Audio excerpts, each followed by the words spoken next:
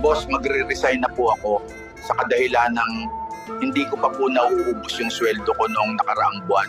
Tapos, sasahod na naman po ako. Gusto ko na po ng normal na buhay, boss. Sana maintindihan mo ako.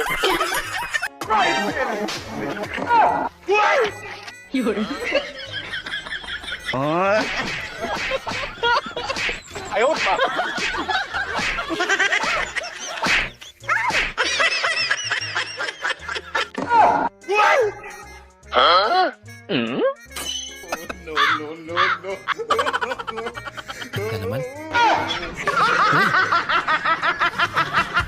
Sa butod na butod ka na sa kakatoma.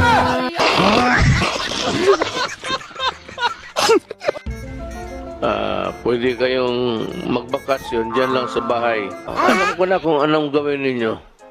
Bili kayo ng cellphone na marami. Wala naman kayong ginawa kung hindi magtulbok-tulbok.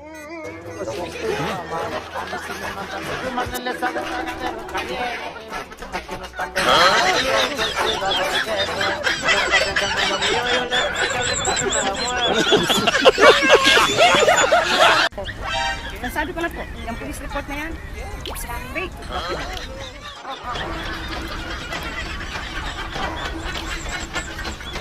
Yung gagawin ng gobyerno para man lang nakadikit. Wala po kami gagawin kundi magtrabaho. Magtatrabaho po kami na magtatrabaho at hindi po kami magbabakasyon hanggat sa kakayanin. Alam ko, wak-wak ang itsura. Anong klaseng soft drink? Yung carbonated. Carbonated? Ano yun? Carbonated. Capital DWKC. Carbonated. Ah, Naintindihan mo? hindi mo eh. Hindi mo pala naintindihan eh. Bigyan mo na lang ako kahit na anong soft drink yan. Okay. Yan ang hirap sa mga hindi nag-aaral.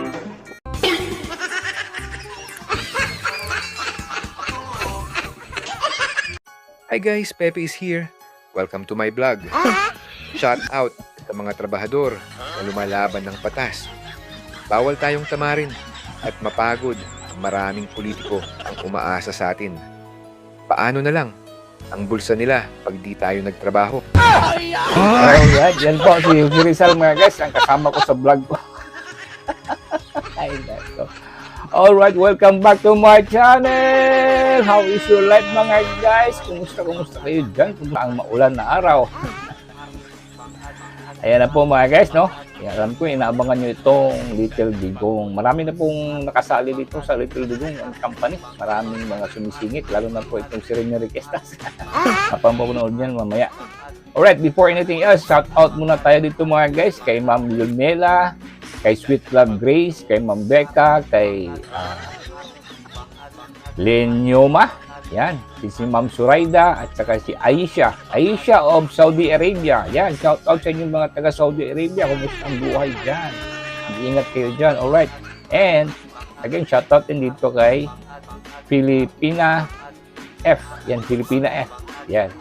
At saka si Antonio Mahusay, and si Britannia, and si Tita Ong Alpay. Yan, shout out sa inyong lahat yan. And of course, special shout out dyan kay Ma'am Aday. Kumusta ang buhay natin dyan, Ma'am Aday? Sa Cabsor, mabuhay po kayo dyan. Alright, tunghayan muna natin itong Abipizarra mga guys dito sa Dahig. Meron po siyang nabanggit dito patungkol kay Tatay Digong. So maganda itong mga guys, tunghayan muna natin. Pag si Kitty or si kuya ko, ang kausap mo, parang naiiyak sila na bukas mamamatay ka na. Sinabihan ko yun sa kanya kasi bakit iba-iba yung assessment namin, yung assessment ng ni Kitty tsaka ng kuya ko, mamamatay ka na. Ano na ko, parang sa tingin ko hindi ko pa mamamatay sa kanya. And then sabi niya, no, melodramatic lang daw ang take nung dalawa sa sinasabi niya, pero death daw is something that should be discussed because it will happen. Hindi natin alam kung kailan, sabi niya, pero dapat pag-usapan. So yun yung Ayan, talagang palibiro ito sa Tatay Digong mga guys, no? Hindi pa po talaga mamamatay yan. Mamamayat lang po yan si Tatay Digong mga guys dahil hindi po siya hiyan sa pagkain. Siyempre mamamayat yung tao. Pero hindi pa po, malayo pa po yan, Tatay Digong, malayo pa po yan. Di ba, sangayon kayo dyan mga guys? Please comment down below patungkol dyan sa sinabi ni VP Sara. And patuloy tayo mga guys, shoutout nga pala sa mga content creator nitong mga little AI, no? Una dyan, si Ma'am Sara Hermina. Shoutout sa inyo po. Maraming salamat po sa inyong mga gawa. Talagang marami pong nag-i-enjoy. And dito rin si Quintong Bubuit and si Manny Pacquiao. Yan, shoutout sa inyo, Manny Pacquiao. Sana po, masuportahan po ito sila para naman mag-grow itong mga channel na mga guys. Kasi ito, nagbabayad po ito sila sa gawa nila. No? We just hope na mag-grow na po yung channel nyo. Suportahan po natin mga guys itong mga content creator ng mga ito. Alright, patuloy tayo mga guys. Let's go. Marami na pong itong mga halo-halo na po dito mga guys. Mayroon pong mga kay Rene Requestas, yung mga AI pa rin po. AI. Yeah. Si-share ko ito sa inyo para naman kahit papano maibsan yung mga stress nyo dyan, yung mga problema ninyo. I hope ma-enjoy nyo itong video na to. And also, please share this video mga guys. No? Share video, like this video, and drop a comment. Alright, let's go. Patuloy tayo. Noon, nung bata pa ako overnight, medyo magastos yun. Every 3 hours, nagkwitada ng mga ng tong hotel na to. Pero nung matanda na ako, short time. Kasi napaka-short na talaga ang panahon ko. Pagkatapos ng isang kilat, yun na yun. No more. May asawa ka na? Hindi, totoo ka. Pakasalan kita, ma'am, pag nabiyuda ka na. Kung sa'yo gusto na itong bato niya mo. Kayo doon sa impyerno. At huwag kayong matakot. Hintayin ko kayo doon. Doon na tayo lahat. Kayo, ito. At sabihin, Satanas, tumabi ka na. Dumating na ang presidente ng Pilipinas na papalit sa iyo. Hello? Hello? Nasaan ka? Nasaan ka? Yun lang ang sinasabi niya, nakidnap ka ba? Nakidnap ka? Tapos iyak lang ako ng iyak. Tapos dalawa lang ang tanong niya na paulit-ulit. Nakidnap ka ba o buntis ka ba?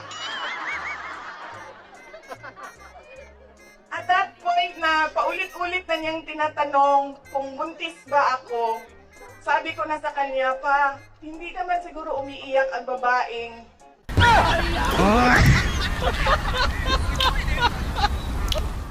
kami lahat.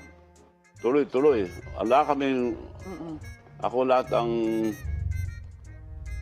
di namin tinatak ang aeroplano ko, kasama ko siya, ako nagkukontak ng mga mayors, ako nag-arrange lahat. Support. Pag may banat kay Bongbong, ako nagsasagot. No. Pero after election, may Alzheimer na si Bongbong, hindi na ako kilala. So ngayon po ba, kanino kayo mas malapit? Kay President Bongbong Marcos or kay Senator Amy? Kasi, malapit naman ako dahil tinutulungan ko sila tuwing eleksyon. So, ito na siguro last na pag-support namin sa mga Marcoses dahil hindi na kami kilala. Si BBM, sabihin ko sa inyo, may listahan ako ng 5 bagay na impeachable offense niya.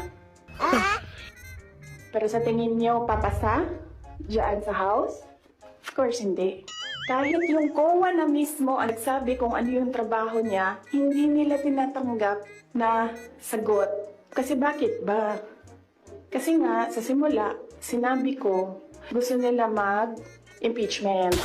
Hindi nila magawa kasi wala silang kaso for impeachment. So, ang ginagawa nila dyan, nagpi-fishing sila na nagpi-fishing, hanap sila ng hanap.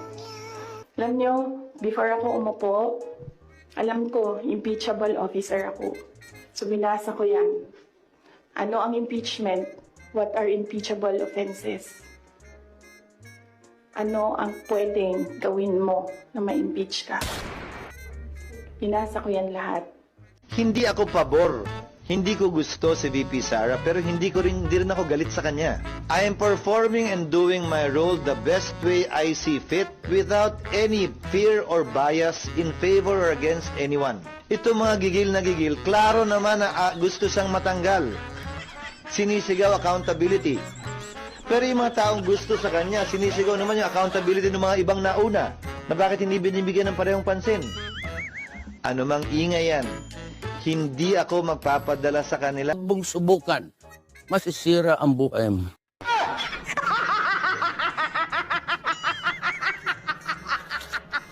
Anong pumatay kay Labo-Labo? Ikaw, Michael. Ba, hindi ako, sir. Kahit mahirap lang kami, hindi ko magagawa yun. Anong kalokohan pinagsasabi mo? Ang tinatanong ko sa'yo, sino pumatay kay Labo-Labo? Hindi nga ako, sir, eh. Tarantado ka talaga, no? Gusto ko makausap ang tatay mo. I want you to bring him here. Yan ang hirap sa mga hindi nag-aaral. Wait, baka gusto niyo ng kape. Tama-tama. Malamig ang panahon, eh. Pero wala akong gatas, eh. Diba, nahulog mo yung kaping walang gatas, eh. Wala rin ho tayong asukal. Wala asukal? Okay. Dito sa diabetes. Bigyan mo na lang ako ng black coffee. Black coffee, sir? Wala rin ho tayong kape. Ay, naku. Nananahimik ako. Inalok mo ako. Puro wala pala. Gago. Speak in English. Okay, go ahead. Bring it on. Oh, really now? Are you sure about that? Yeah. Dude. Uh-huh. Go. Okay. So. What? So what we gonna do? What? Give me the dessert. A question. Do you have a saying or motto? Oh, yan, oh. Yeah. Yeah. Motto in life. What is your motto? My motto in life is very simple. What? Keep up the grass. Ano Ikaw mo? ay sayings ka. Meron. Oh, ikaw. Sige nga. Hindi mo maiintindihan. O bakit? Do not do unto others what you not want others to do unto you. Wow. Explain. O, ikaw nakaisip na. Ba't di mo gawin? Ba't tinatanong mo ako? Ha? Ba't tinatanong mo ako? Gusto ko lang maramdaman yung naramdaman mo. Hindi mo kasi alam yun kung ano ibig sabihin nun. Alam ko yun. Ano? Sa Tagalog. Oh. Wag. Don't do. Ano? Don't do. Don't do this. Do not. Do not do to others. Do not do unto others. And then to you. Oo. Dapat mabilis para hindi halata. Okay. Ano ibig sabihin? Huwag kang mag-asawa ng kamukha ko kung ayaw mo magkaanak ka ng kamukha ko.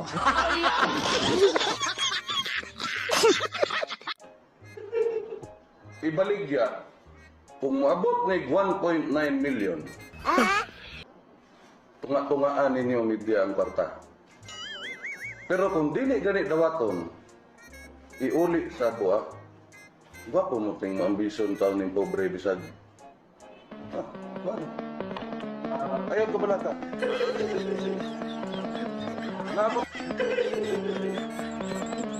Nabot ko isa. Daghang salamat kaayo sa inyo mga taga Davao. Gusto unta ta mo gakson tanan. Biga naman ninyo ha. Di ba gakson kinalipay ko gusto ko magakos din lahi ang nahuna. Ayan, very good. I hope napatawa ko dyan kayo mga guys, ha. At shoutout nga pala dito kay Auntie Claire. Nako, Auntie Claire, ang harayna ng fake news mga guys. Nagsabit na po ng kanyang resignation. Sa tingin nyo, matatanggal kaya ito? Sa palagay ko, mukhang hindi. Kasi ang backer nito, walang iba, si Satanas.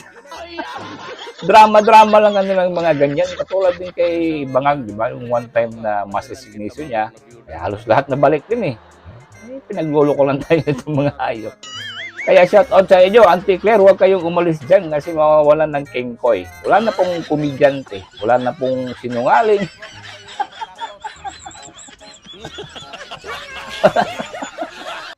Wala na kaming mapagtawanan.